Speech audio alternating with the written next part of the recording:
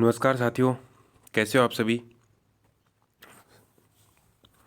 आप सभी का स्वागत है आपके अपने YouTube चैनल जादम जी के ट्रिक के ऊपर। जैसा कि आप सभी को पता है कि हम रोज़ एक नई श्रृंखला लेके आते हैं जो आपके सभी एग्ज़ाम जैसे स्टेट PCS पटवारी या फिर और भी जैसे LDC राजस्थान पुलिस या फिर किसी भी टाइप के एग्ज़ाम हो उसके अंदर आपके लिए महत्वपूर्ण उपयोगी साबित होते हैं। उनकी सीरीज़ हम रोज़ लेके आते हैं। उसी के अंदर उसी क्रम के अंदर चलते हुए आज हम ये सीरीज़ लेके आए हैं जो ये भारत और उसके पड़ोसी देश हैं उनकी सीमा रेखा जो है उनको किस नाम पे रखा गया है, किन देशों के मध्य है, उनकी आज हम मुख्य मुख्य सीमाओं की चर्चा करेंगे जिनके बारे में हमारे पास जो भी जानकारी इकट्ठा है वो आप तक पहुंचाने की कोशिश करते हैं। चलिए दोस्तों, वीडियो को शुरू करते हैं।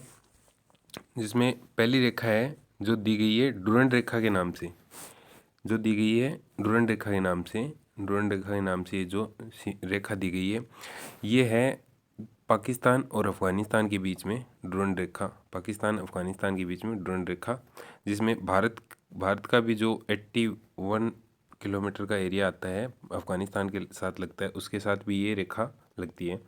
ये 1886 में सर मार्टिन डुरंड के नाम पर पड़ी थी और इन्हीं के द्वारा ये मॉर्टिमर डुरंड जी के द्वारा ये निर्धारित की गई थी। चलिए दोस्तों, चलते हैं अगली रेखा की तरफ जो है मैकमोहन नाम से, मैकमोहन रेखा, जो कि भारत और पाकिस्तान के बीच में है, भारत और चीन के बीच में है। मैकमोहन रेखा जो 1120 किलोमीटर लंबी रेखा है, ये सर हेनरी मैकमोहन द्वारा निर्धारित की गई थी। लेकिन इस रेखा को चीन स्वीकार नहीं करता है, लेकिन इस रेखा को चीन नहीं मानता है कि मैकमोहन रेखा जो भारत और चीन के मध्य है, इसको चीन नहीं मानता है। इस रेखा को 1120 किलोमीटर लंबी है। चलिए दोस्तों, चलते हैं अगली रेखा की तरफ जो है कि रेड क्लिफ रेखा, जिसके बारे में आप सभी को पता है जैसे कि भारत और पाकिस्तान के बीच मध्य में है। और ये 1947 में भारत पाकिस्तान अलग हुए थे, उस टाइम पे भारत पाकिस्तान सीमा आयोग के जो अध्यक्ष थे सर साइरिल रेडक्लिफ, उनके द्वारा ये निर्धारित की गई थी। उनके नाम पर इस रेखा का नाम पड़ा है रेडक्लिफ रेखा, जो 1947 में निर्धारित की गई थी। नेक्स्ट रेखा जो आती है वो है 17वीं समांतर रेखा। 17वीं समांतर रेखा जो है नेक्स्ट रेखा 17वीं समांतर रेखा, ये उत्तरी वियतनाम तथा दक्षिणी वियतनाम के मध्य है। जो वियतनाम के एकीकरण के पहले ये देश को दो भागों में बांटती थी, मतलब वियतनाम का जो पहले एक वियतनाम हुआ था करता था, अब वो दो भागों में बट गया। उसके मध्य है 17वीं समांतर रेखा, 17वीं समांतर रेखा उत्तरी वियतनाम और दक्षिणी वियतनाम के मध्य। अगली रेखा है 24वीं समांतर रेखा, जो भारत और पाकिस्तान के मध्य ही है। एक तो दो तो ये है, एक तो रेखा है जो अपनी ये एक तो अपनी रेखा है ये जो भारत और पाकिस्तान के बीच में रेड क्लिफ रेखा, रेड क्लिफ जो 1947 में निर्धारित की गई थी। एक ये पाकिस्तान के अनुसार कच्छ क्षेत्र पर निर्धारित की गई थी, लेकिन इसे भारत नहीं मानता है। जो कच्छ का क्षेत्र है पानी के अंदर, उसमें ये 24वीं समांतर रेखा भारत और पाकिस्तान के मध्य है, जिसको पाकिस्तान के द्वारा निर्धारित की गई थी, लेकिन इसको भारत ने मान्यता नहीं दे रखी है।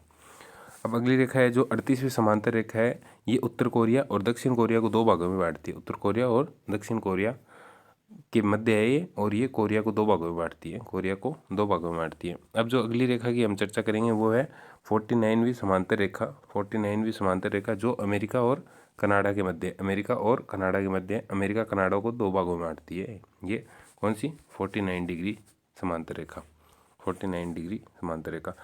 नेक्स्ट आती है अपनी हिंडनबर्ग रेखा। हिंडनबर्ग रेखा जो ये जर्मनी और पोलैंड के मध्य है। प्रथम विश्व युद्ध हुआ था, उसमें जर्मनी की सेना यहीं से वापस लौट गई थी और उसके बाद में ये यहाँ तक की ज़मीन जो थी वो पोलैंड के हिस्से में आ गई और यहीं पर हिंडनबर्ग रेखा बनी हुई है। उसके बाद में ऑर्डरनास रेखा आती है जो जर्मनी और पोलैंड के बीच में, ये भी ऑर्डरनास रेखा ये द्वितीय विश्व युद्ध के बाद में निर्धारित की गई थी। जो पहली है हिंडनबर्ग रेखा, ये तो प्रथम विश्व युद्ध जो हुआ था उसके अंदर निर्धारित की गई थी, और जो ये ऑर्डरनास है ये द्वितीय विश्व युद्ध के अंदर निर्धारित की गई थी। उसके बाद में दोस्तों आती है अगली मेगिनाट रेखा। मेगिनाट रेखा जो जर्मनी और फ्रांस के मध्य है। मेगिनाट रेखा जो जर्मनी और फ्रांस के मध्य है। जर्मनी के आक्रमण से बचाव के लिए फ्रांस ने ये रेखा बनाई थी। जर्मनी के आक्रमण के से बचाव के लिए फ्रांस के द्वारा ये रेखा बनाई गई थी। कौन सी? मैगिनाट रेखा, मैगिनाट रेखा। उसके बाद में आती है सीज फ्राइड, सीज फ्राइड रेखा। सीज फ्राइड रेखा ये जर्मनी और फ्रांस के बीच में है, जिसको जर्मनी ने ये रेखा बनाई थी। कौन सी? सीज फ्राइड रेखा। दोस्तों जैसा कि आप सभी ने देखा, आज हमने 2 4 5 मिनट में आप सभी को ये जो हमारे पास जो रेखाएं थी, जो किन किन देशों के मध्य कब निर्धारित की गई, किन के नाम पर इनका नाम पड़ा है, उनके बारे में आपको तो जानकारी उपलब्ध कराने की कोशिश की।